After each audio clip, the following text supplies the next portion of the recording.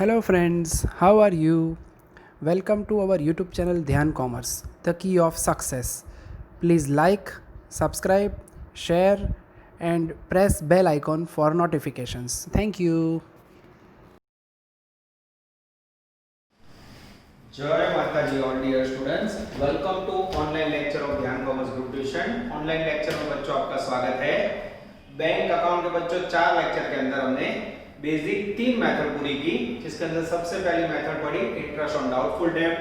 Second पढ़ा बच्चों हमने रिबेट ऑन बिल डिस्काउंटेड, जिसमें हमने एंट्रीज वाले सम और फिर अकाउंट वाले सम देखा। तीसरा देखा बच्चों लोन कैश क्रेडिट ओवरड्राफ्ट। अब उसके ऑप्शन में आता है बच्चों बैंक का फाइनल अकाउंट्स। अब बच्चों फाइनल अकाउंट के अंदर आपको पीएनएल अकाउंट और बैलेंस शीट क्लियर करना है। मटेरियल कॉपी में बच्चों अब देख सकते हो मेरे साथ मटेरियल कॉपी है। सबसे पहले मैं समझा रहा हूं मटेरियल कॉपी में पेज नंबर 68, उसके ऊपर पीएनएल अकाउंट का पूरा फॉर्मेट है बच्चों। पहले आपको पीएनएल समझा रहा हूं और फिर बैलेंस शीट।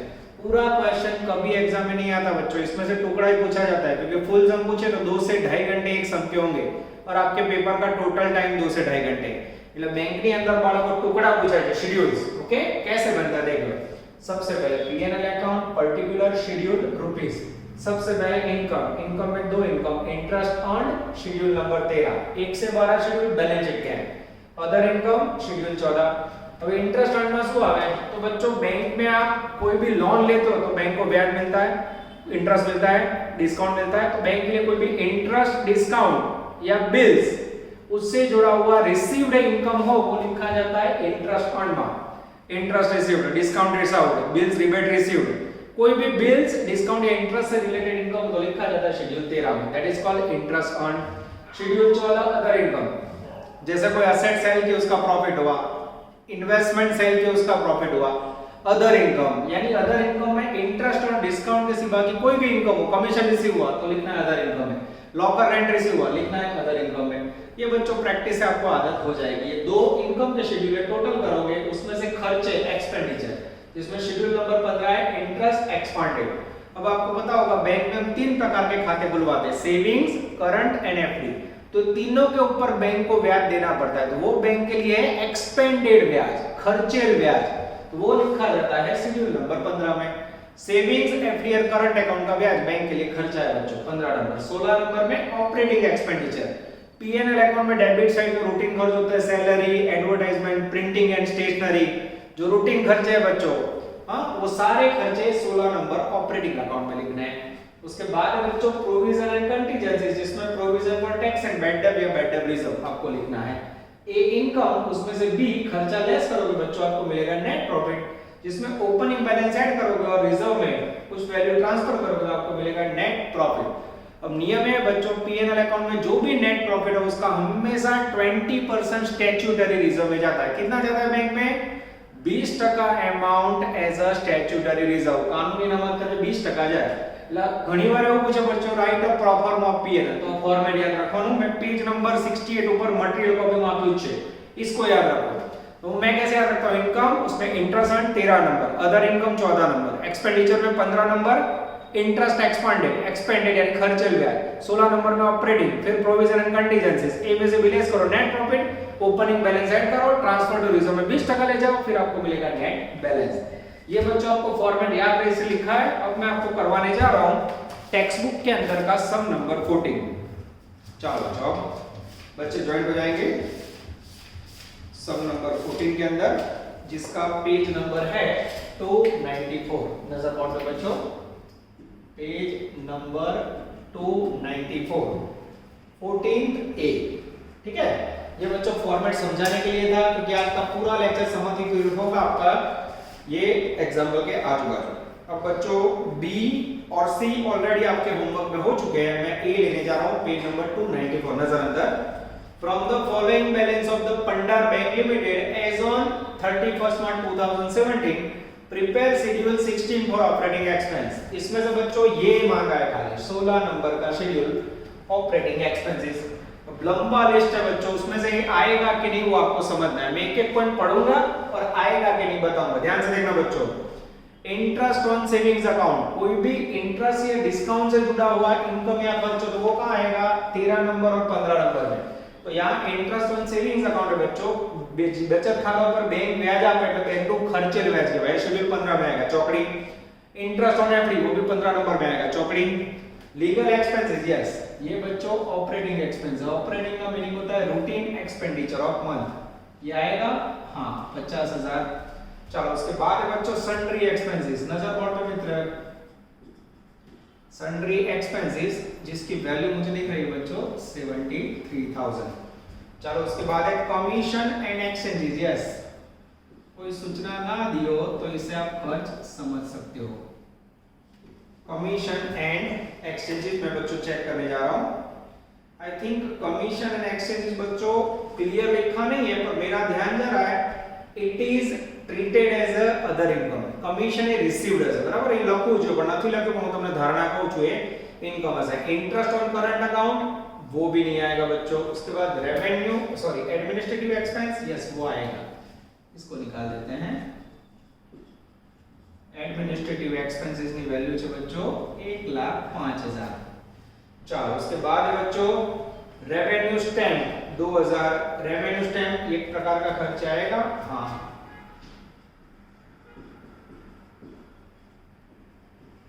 चलो उसके बाद इंटरेस्ट ऑन लोन, लोन के ऊपर ब्याज बैंक की इनकम है बच्चों 13 नंबर में आएगा। ऑडिट फी, यस वो ऑपरेटिंग एक्सपेंडिचर है। ऑडिट फी की वैल्यू है 90,000। चलो उसके बाद रिपेयरिंग ऑफ असेट्स, यस वो भी खर्च बच्चों आएगा। नॉर्मल जो भी खर्च है वो यहां लिखना है। रिपेयरिंग ऑफ असेट्स से वैल्यू 15,000। चलो उसके बाद इंटरेस्ट ऑन ओवरड्राफ्ट चौकड़ी बच्चों वो भी इंटरेस्ट इनकम है। सैलरी अलाउंस आएगा हाँ वो आएगा।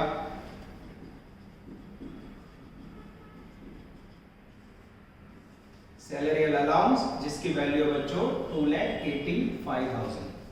उसके बाद है बच्चों रेंट एंड टैक्स पेड,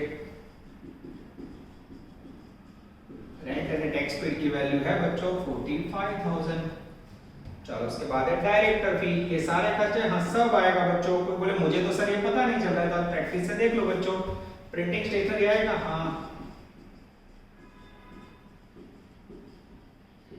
जिसकी वैल्यू है 24,000। और उसके बाद है बच्चों डेप्रिसिएशन ऑन असेट्स,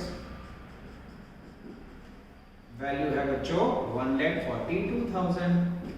और लास्ट में इंश्योरेंस भी आएगा हाँ, इंश्योरेंस की इनकम है 13,000। अब बच्चों आप टोटल करोगे तो टोटल आएगा लगभग ऑपरेटिंग एक्सपेंस का 9 लाख रुपए। देख सकते हो बच्चों, फरी लो लीगल एक्सपेंस, ऑपरेटिंग खर्च, रूटीन खर्च, संचालन खर्च कहवाय, sundry expense, administrative, revenue stamp, audit fee, repairing, salary, rent, director fee, printing, depreciation of insurance. Page number 295 पे पूरा आंसर छापा बच्चो। फाइनल अकाउंट બધા દાખલાના જવાબ આપેલા છે। આટલો સમ કરો બાળકો એટલે 7 માર્ક થયા। હવે આગળની ત્રણ રીતનો ઓપ્શનમાં વિચારવાનું તમારે કરાય કે નહીં।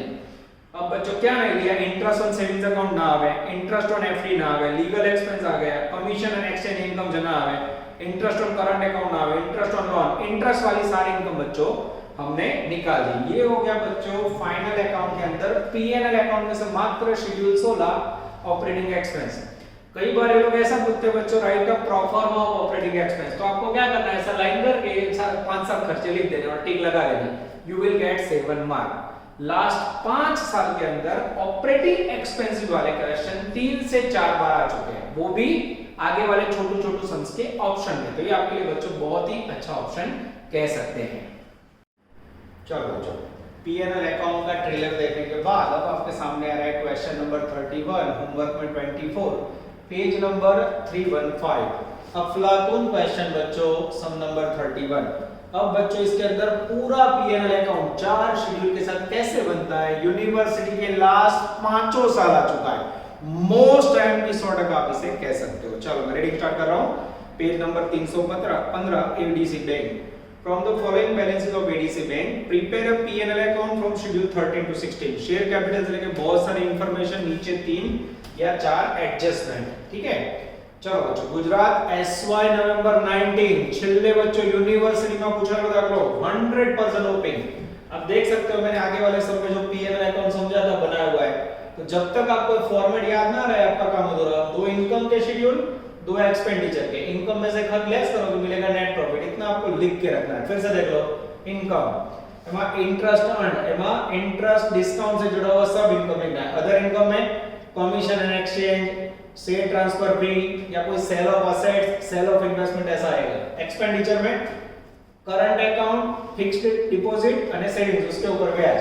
ऑपरेटिंग एक्सपेंस में सारे खर्चे बचो, advertising, printing, stationery, legal fee, administrative expense, सारे खर्चे। प्रोविजन कंटीजेंसीज में provision for tax and bad debt.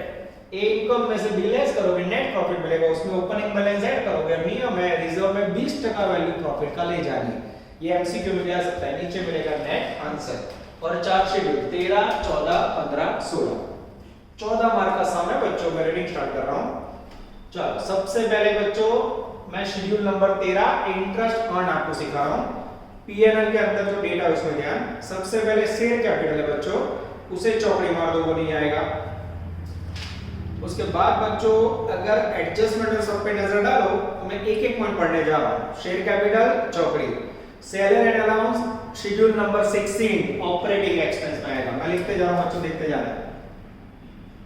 Salary and allowance તમારે पेन थी ત્યાં नंबर લખવો હોય તો લખી શકો છો 10000। शेयर कैपिटल बच्चों बैलेंस शीट मात्र परेशान करने के लिए दिया है। उसके बाद इंटरेस्ट ऑन लोन, लोन के ऊपर ब्याज, बैंक की इनकम है। कौन सी इनकम? इंटरेस्ट ऑन लोन जिसकी वैल्यू है बच्चों 4 लाख रुपए। चलो उसके बाद कमीशन एंड एक्सचेंज, वो बैंक की अदर इनकम है, यहां लिखा कमीशन एंड एक्सचेंज जिसकी वैल्यू है 15,000। चलो उसके बाद रेंट एंड टैक्स, वो भी ऑपरेटिंग एक्सपेंडिचर है। आगे आ चुका बच्चों, सबसे लंबा ये होता है रेंट एंड टैक्सेस जिसकी वैल्यू है 7,000। चलो उसके बाद है बच्चों ऑडिट फी। ऑडिट फी की वैल्यू है 10,000 रुपए। चलो उसके बाद इंटरेस्ट ऑन ओवरड्राफ्ट, ओवरड्राफ्ट के ऊपर ब्याज, बैंक की इंटरेस्ट ऑन इनकम है। Interest on OD overdraft 1,80,000। चलो उसके बाद इंटरेस्ट ऑन कैश क्रेडिट, वो भी बैंक की इनकम है। Interest on cash credit, short में इसे सीसी बोला जाता है। वैल्यू बच्चों 1,50,000। चलो तो उसके बाद interest on savings account, saving बचत खाता पर बैंक का खर्च, खर्च ब्याज, यस 15 नंबर पे आएगा। Interest on savings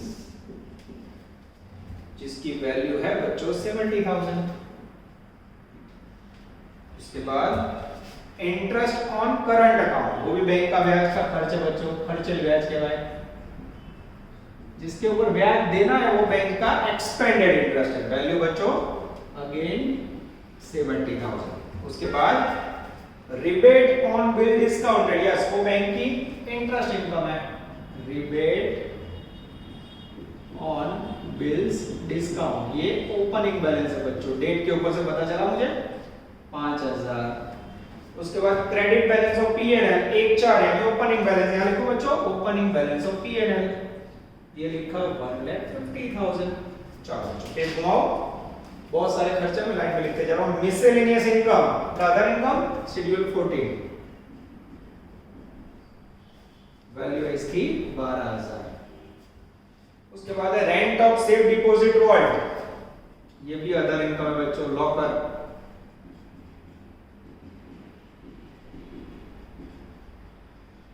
value 26,200। चलो उसके बाद है बच्चों प्रिंटिंग एंड स्टेशनरी, वो बैंक का ऑपरेटिंग एक्सपेंस है। आगे वाले समय भी आ चुका है। प्रिंटिंग एंड स्टेशनरी की वैल्यू है 8,400। चलो उसके बाद है profit on sale of investment, वो भी अदर इनकम है बच्चों, यहाँ आएगा शेड्यूल 14 में।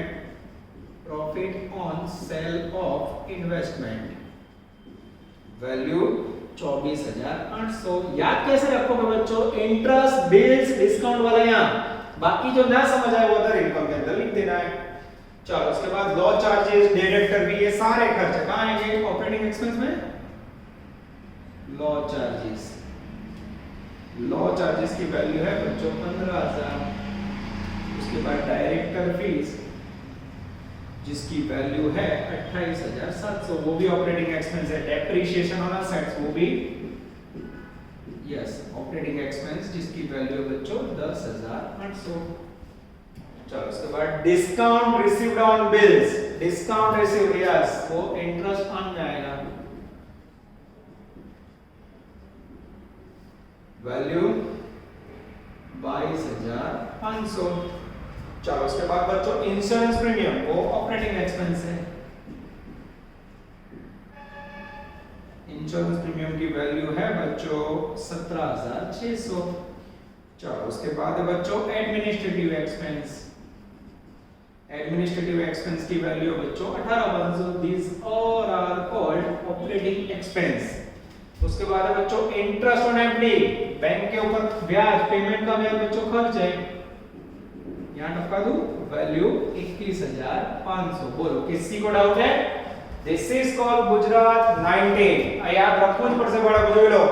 Interest on loan overdraft cash credit આ બેંકની ઇન્કમ કહેવાય, રિબેટ ઇન્કમ, ડિસ્કાઉન્ટ નો ખર્ચ, सेविंग्स करंट और एफडी નું ब्याज बैंक નું खर्च કહેવાય 15 नंबर। ये सारे खर्चे में याद रह जाएगा, ये खाली याद रखना है बच्चों। इतना याद रखने के कोई आपको 14 मार्क दे तो मेरे ख्याल से आगे की तीनों मेथड आप भूल जाओ तो भी चले, और હું તમારી જગ્યાએ હોઉં તો बच्चों બધું જ કરું। मार्केट માટે बैंक સૌથી ટફ ટોપિક છે बच्चों, और मेरे ख्याल से ये पार्ट बहुत इजी आप देख सकते हो। चलो उसके बाद बच्चों एडजस्टमेंट में जाऊं। First balance of rebate on bill discount as on 31st March 19 7,000।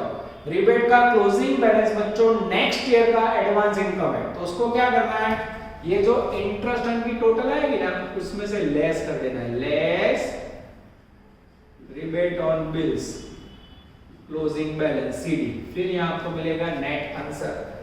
अब बच्चों सबसे पहले शेड्यूल का टोटल करूं तो आएगा लगभग 7,57,500। आप लोग चेक कर लेना, जिसके अंदर से 7,000 रुपए रिबेट का एडजस्टमेंट में से बैलेंस है माइनस कर दो तो नीचे आएगा 7,50,500 नेट इनकम। टपका दिया, ये लिखा।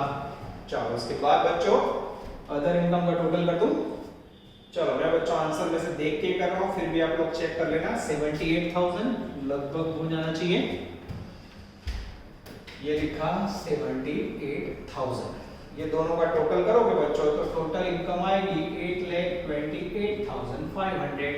अब बारी है पेमेंट की। Schedule number 15 interest expected, total करोगे बच्चों 7 2 40 1 40 और 1 61,500। यस एकदम इजी टोटल बच्चों टपका दिया। फिर ऑपरेटिंग एक्सपेंसेस उसका टोटल हैवी है बच्चों, आप लोग चेक कर लेना, कोई गलती हो तो बुक में भी लिखा हुआ है। ऑपरेटिंग एक्सपेंस का टोटल 1,26,000, ये टपकाया। चलो उसके बाद बच्चों अब प्रोविजन एंड कंटीजेंसीज के लिए मैं रीड कर रहा हूं। Adjustment number 2 transfer 8,000 for bad debt reserve and provision for tax 40,000। इसे कहा जाता है प्रोविजन एंड कंटीजेंसी। सीधा यहाँ आएगा प्रोविजन फॉर टैक्स 40,000, यहाँ रखे बच्चों, हाँ अंदर ही लिखते हैं। चलो और उसके बाद bad debt reserve, bad debt reserve में 8,000 टोटल होगा 48,000। प्रोविजन एंड कंटीजेंसी इसमें जवाब चेक करो बच्चों, हाँ एकदम सही है। टोटल एक्सपेंडिचर होगा 3,35,500। अब बच्चों एक इनकम में से खर्च लेस करोगे तो आपको प्रॉफिट मिलेगा 4,93,000। कितना आया बच्चों 493 के अंदर बच्चों 150 ऐड करोगे तो टोटल वैल्यू आएगी 6,43,000, जिसमें से transfer to reserve, statutory reserve. कौन सा रिजर्व? स्टैट्यूटरी का मीनिंग होता है कानूनी रिजर्व, स्टैट्यूटरी रिजर्व। कितना जाएगा? करंट ईयर का जो प्रॉफिट है ना उसका 20%। नियम अच्छा है, एमसीक्यू में पूछा है कितना टका रिजर्व ले जो पर 4,93,000 टोटल है करंट ईयर का प्रॉफिट, निकालो उसका 20%। जैसे उसका 20% लोगे बच्चों तो वैल्यू आएगी 98,600, और जैसे ही इसे बच्चों लेस करोगे आपके सामने नेट प्रॉफिट आएगा। और उससे पहले मेरी नजर जा रही है कुछ एडजस्टमेंट नंबर 3 पे बच्चों।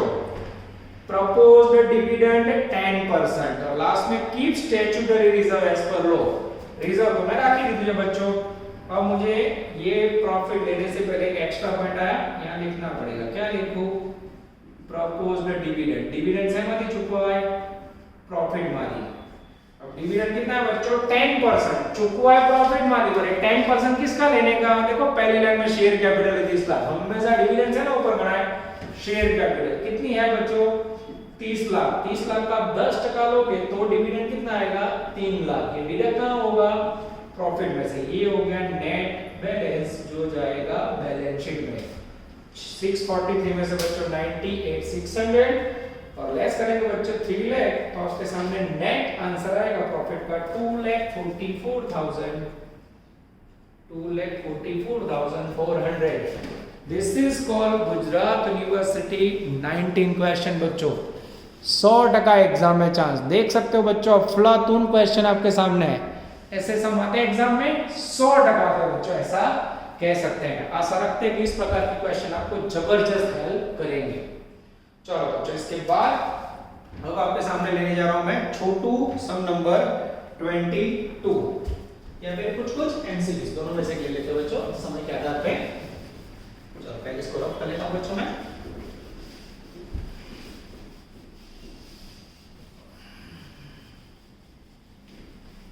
डिविडेंड हमेशा शेयर कैपिटल ऊपर गणा है. शेयर कैपिटल में 10% लिखा है, याद रखना बच्चों. और वो डिडक्ट किया जाता है प्रॉफिट में से. प्रॉफिट में से एक रिजर्व और डिविडेंड दो वस्तु लेस होती है. ठीक है. प्रपोज डिविडेंड गणाए से ना ऊपर, शेयर कैपिटल पर. डिडक्ट कहां होगा? तो करंट रेट के प्रॉफिट में से. ऐसा कुछ बच्चों को याद रखना होगा.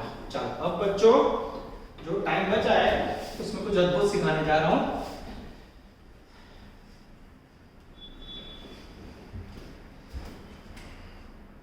चलो तो इसके बाद है सम नंबर 22.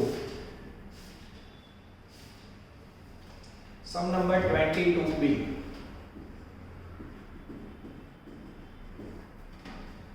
पेज नंबर है 304. मोस्ट टाइम पे कह सकते हैं बच्चों 100% एग्जाम के लिए चांस. चलो मैं रीडिंग स्टार्ट कर रहा हूं बच्चों. From the following particular of Dinanath Bank Limited, prepare a schedule 11 other assets for the year as per banking law. क्या तैयार करना है बच्चों? Schedule number 11 other assets. अब बच्चों इसकी मैं टेक्निक सिखाता हूं आपको. जैसे बच्चों नॉर्मल बिजनेस में दो भाग होते हैं एसेट्स के, एक फिक्स्ड एसेट्स और एक करंट एसेट्स. वैसे ही बच्चों बैंक में होता है फिक्स्ड एसेट्स और अदर एसेट्स. और फिक्स में क्या आता है आप सबको पता है.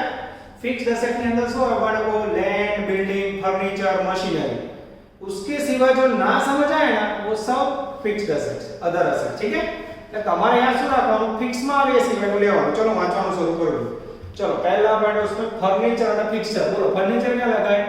Fixed asset. हमारा चौकड़ी नहीं आएगा. सिल्वर, हां चांदी को ये लोग अदर एसेट्स बोलते हैं. Silver value 9,000. चलो उसके बाद tax paid in advance. Advance payment होता है बच्चों, उसे लोग करंट एसेट्स की जगह पे अदर एसेट्स में लिखते हैं. Value 31,500. Interest accrued. Interest accrued की वैल्यू है बच्चों 27,000. उसके बाद है स्टॉक ऑफ स्टेशनरी. ना समझ आए वो सब यहां डाल देना बच्चों. स्टॉक ऑफ स्टेशनरी स्टेप आएगा यस 22,500. चलो उसके बाद है बच्चों नॉन बैंकिंग एसेट्स. ये भी आएगा. हां नहीं समझ आ रहा है वो लिख देना है. ठीक है. Non banking assets 8,10,000. उसके बाद बिल्डिंग. बिल्डिंग क्या ना माइंड जो बोला मैंने क्या बोला था? बिल्डिंग में फिक्स्ड एसेट्स के नहीं यार मारो चौकड़ी. इंटर ऑफिस एडजस्टमेंट यस ये आएगा. इंटर ऑफिस एडजस्टमेंट जिसकी वैल्यू है बच्चों 9 लाख. સાચું કોણ બાળકો આખો જવાબ લખેલો છે. જો पेज नंबर 305 पे देखो पूरा आंसर लिखा हुआ बच्चों. फिर भी मैं ये लिख के आपको बता रहा हूं. 305 पे छापा हुआ पूरा आंसर. सिल्वर 9,000 सब आ जाता है. देख लो टोटल आएगा 18 लाख. ये हो गई टोटल अदर एसेट्स. अब बच्चों पूरा बैलेंस शीट आएगा तो मैं आपको 1 से 12 शेड्यूल बताऊंगा. अभी एज अ स्टूडेंट आप लोग 11 नंबर याद रखो. अदर एसेट्स में आटલું આવે.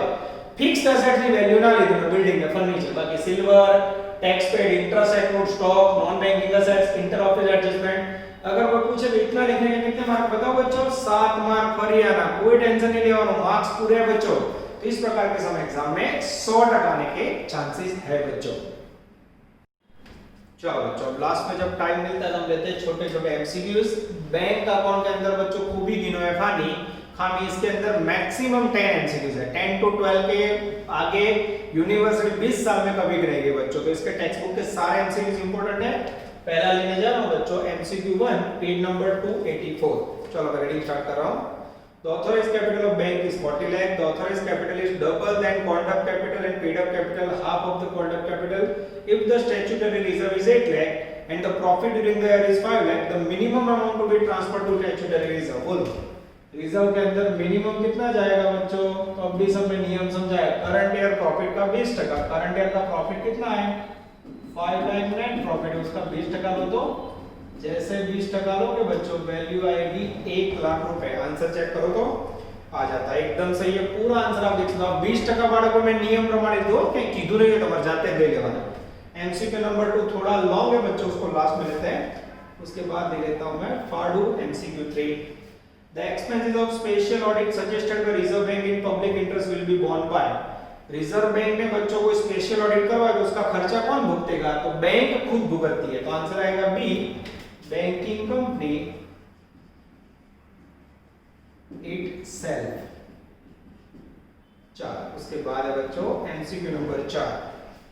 On the non-performing asset of the bank, interest is 80,000 is accrued during the year, out of which interest of 20,000 was actually received. How much interest will be recognized as income for the year? Question को समझो बच्चों, ध्यान देना मित्रों। 80,000 रुपए total एक non performing assets है जिसका ब्याज बाकी है, जिसमें से बच्चों 20,000 रुपए रिसीव हो चुका है। सोचो अब 20,000 रिसीव हुआ तो इनकम में कितना गिनोगे? यस, 20,000 रुपीस रिसीव થયા હોય કહેવાય ને। आगे जाते हैं, MCQ number 5। In which account is the interest accrued on non-performing assets deposited on the date of maturity? Interest accrued और नॉन परफॉर्मिंग असेट डिपॉजिट कहां किया जाता है बच्चों? जो भी इंटरेस्ट रिसीव होता है वो डिपॉजिट नॉन परफॉर्मिंग या performing, it is always transfer to PNL account. ब्याज क्या जमा था है? धनो खाते, पीएनएल अकाउंट। एक मिनट बच्चों, क्वेश्चन में थोड़ा बचा है, ध्यान देना, मेरी गलती लग रही है। In which account is the interest accrued? Oh accrued है बच्चों, रिसीव नहीं है, सॉरी आंसर गलत है। अक्रूड इंटरेस्ट बच्चों जो मिला नहीं है वो कहां ट्रांसफर किया जाता है? तो वो ट्रांसफर किया जाता है इंटरेस्ट सस्पेंस अकाउंट में, क्योंकि वो अभी रिसीव नहीं हुआ। अक्रूड जो अक्रूड નો અર્થ લેણું થયેલું ચડેલું, रिसीव થાય તો पीएनएल, जो साરું में बोल दे, रिसीव હોય तो क्या લખશો मित्र? पीएनएल में, और अक्रूड हो तो सस्पेंस अकाउंट में उपलब्ध खाते। चलो इसके बाद है बच्चों क्वेश्चन नंबर 6। अच्छा एमसीक्यू, हार्ड एमसीक्यू कह सकते हैं। The paid up capital of bank is 6 lakh, statutory reserve 2,50,000, the balance of preliminary expense and underwriting commission 30,000, 18,000. If current year profit of bank is 1,50,000, the maximum rate of dividend। अब बच्चों bank के अंदर rate of dividend का formula पता है आप लोगों को? देख लो, rate of dividend equal to divisible profit upon paid up equity capital into 100। अब बच्चों पेड अप कैपिटल कितनी है? तो पेड अप कैपिटल मुझे दिखाई दे रही है नीचे 6 लाख रुपए, नजर पड़ता मित्र। और डिविजिबल प्रॉफिट तो बड़ा पावे था कि मैं गणता सीखवाड़ो हूं, वैल्यूएशन ऑफ शेयर में आता ना डीपी, उसके जैसा गिनती करना पड़ेगी। और डिविजिबल प्रॉफिट के लिए गणना जो लो। चलो सबसे पहले बच्चों कंपनी का करंट ईयर का प्रॉफिट कितना है? तो करंट ईयर प्रॉफिट यहां लिखना है। करंट ईयर का प्रॉफिट है बच्चों 1,50,000। उसमें से दो खर्चे, प्रीलिमिनरी एक्सपेंस है, करंट ईयर का खर्चा लेस करना है, जिसकी वैल्यू है, प्रीलिमिनरी एक्सपेंस की वैल्यू है आई थिंक 30,000। और उसके बाद बच्चों अंडरराइटिंग कमीशन, अंडरराइटिंग कमीशन की वैल्यू है 20,000, सॉरी 18,000। ये दोनों लेस करो तो मित्र। हाँ एक मिनट और बच्चों, और कुछ याद आ रहा है? करंट का प्रॉफिट है उसमें से कितना रिजर्व में जाएगा? 20% रिजर्व में जाएगा ना, ट्रांसफर टू रिजर्व। उसमें कितना ले जाओगे? करंट ईयर का प्रॉफिट है 150, उसका 20% ले लो मित्र। 30,000 लेस कीजिए, ये हो गया डीपी, 72,000 ये हो गया 72,000 डिविजिबल प्रॉफिट। ये लिखा 72 इंटू 100 करो तो मित्र 12%। भाषण बोलते यस 12%। डी एकदम सही आंसर बच्चों, आप देख सकते हो।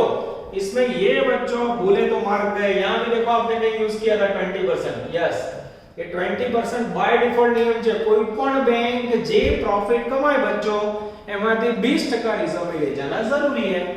उसके बाद है बच्चों एमसीक्यू नंबर 7, जो जिसके बाद की शैतान को याद किया और शैतान हाजिर ऐसा कह सकते हैं। देख लो नेक्स्ट में same point. As per the Banking Regulation Act, every bank has to transfer blank amount to reserve 20%। Option B tick कर दो। गुजरात 12, 13, 15, 18, 19 एवरी ईयर पूछा है। कितना आंसर आएगा? बी में 20%। MCQ number 8, the opening balance of rebate on bill discount account. Rebate on bill discount याद है बच्चों? अकाउंट मैंने सिखाया था, उसमें हमेशा क्रेडिट बैलेंस होता है। कौन सा होता है? क्रेडिट। उसके बाद MCQ number 9, which of the following assets is not included in the classification of bank. Bank का जो क्लासिफिकेशन है बच्चों, उसमें से कौन सा ऑप्शन नहीं है? Mortgage assets. स्टैंडर्ड असेट्स है, सब स्टैंडर्ड है। अब मॉर्गेज असेट्स आव कोई भाग नहीं। सी मॉर्गेज असेट्स। ध्यान देना मित्र, दो ही एमसीक्यू बाकी है।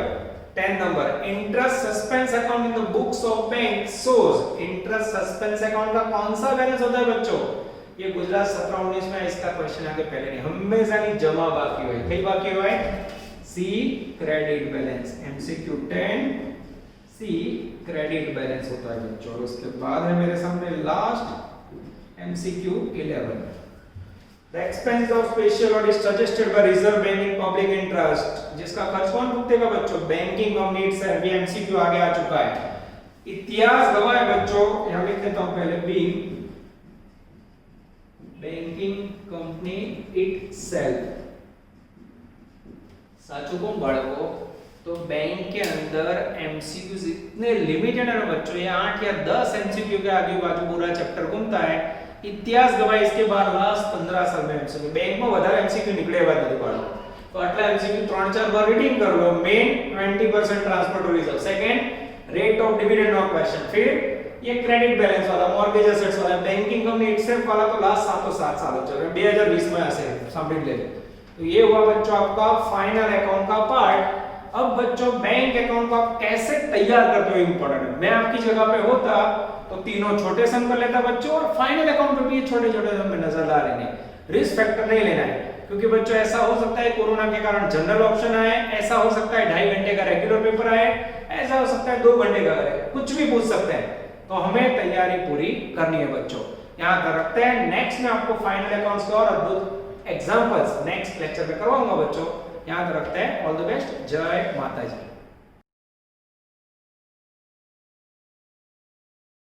Please like, subscribe, share and press bell icon for notifications.